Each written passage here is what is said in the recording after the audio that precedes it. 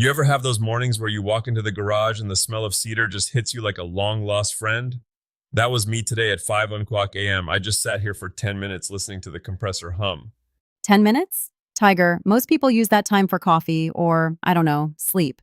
You're basically serenading your machinery. There's a rhythm to it, Alex. But today isn't just about the quiet moments. We're looking ahead.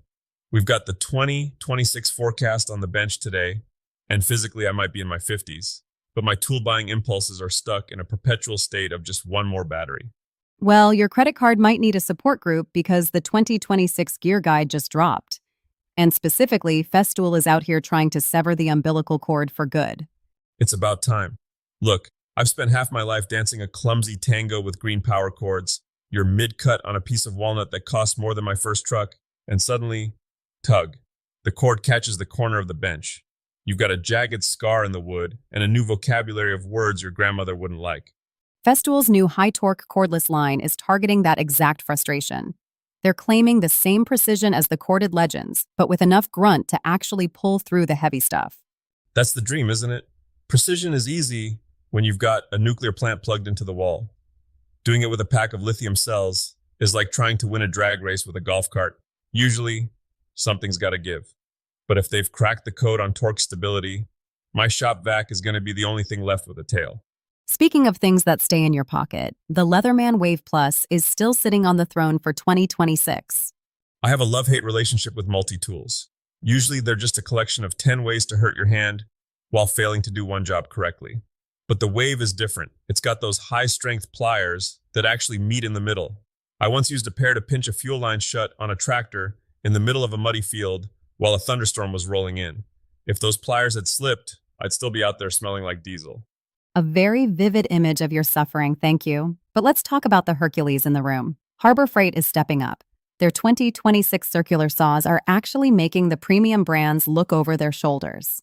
It's the great equalizer. I remember when buying a tool at Harbor Freight was basically a temporary rental, you knew it was going to emit the magic smoke within a week.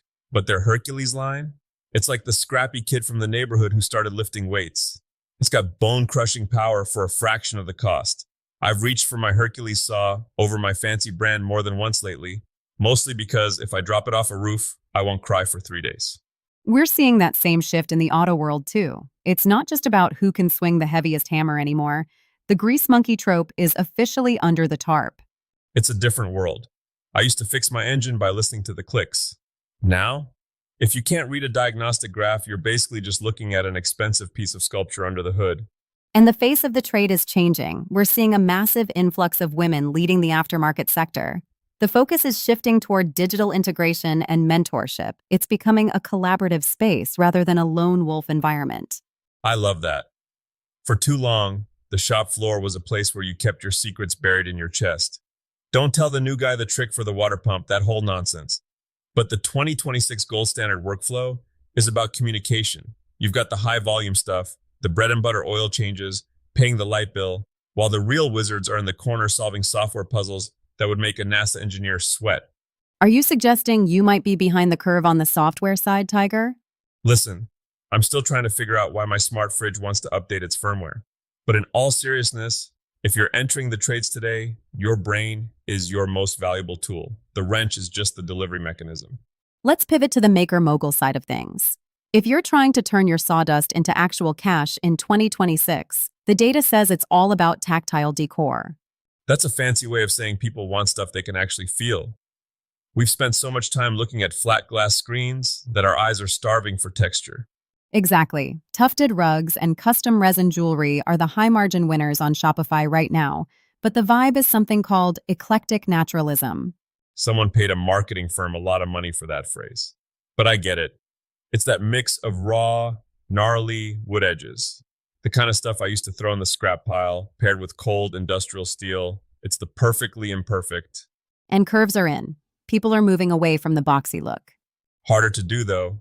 A straight line is easy, you just follow the fence. A curve? That's where you find out if you actually know how to handle a tool or if you're just lucky.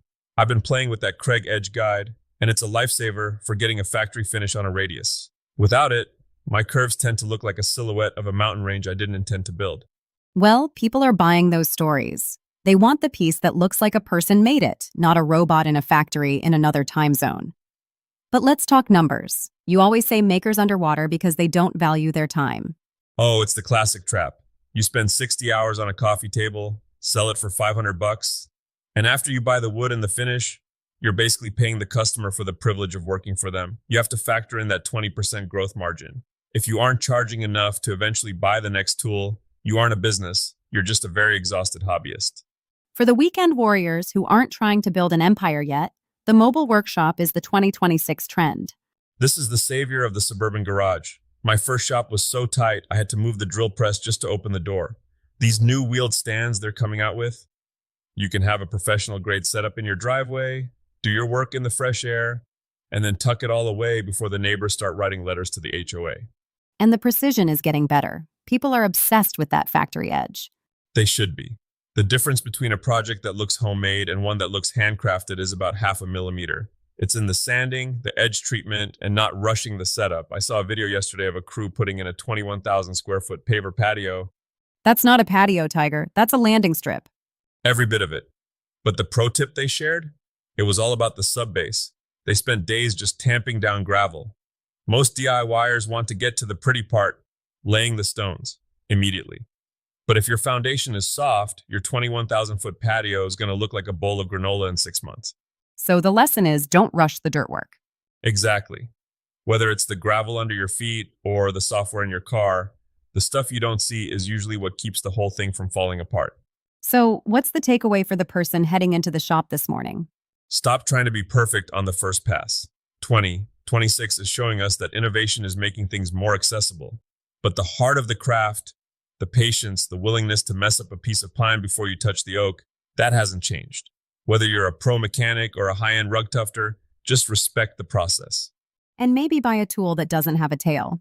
Maybe start there. My ankles will thank you for not tripping over the cords. Thanks for hanging out in the den today. Go make something worth talking about. And if you break it, at least make sure you find out why. We'll see you tomorrow.